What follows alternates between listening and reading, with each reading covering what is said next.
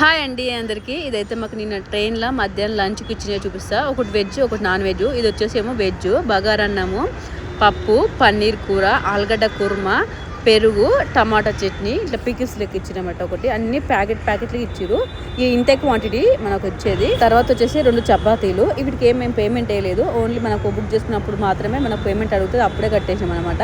తర్వాత non veg కూడా వచ్చింది. నాన్ వెజ్ ఏమొచ్చిందంటే బగారా రైసు, చికెను, పప్పు, ఆలుగడ్డ కుర్మా, పెరుగు, పికిల్. అది సేమ్ అంటే బాగా లేదంటే ఒకటి ఎక్స్ట్రా వచ్చింది, అంటే చికెన్ ఒకటి ఎక్స్ట్రా అంతే. ఇక అన్నిటిలో అన్నము కూర అన్నీ సేమ్ వచ్చింది క్వాంటిటీ అనేది కూడా.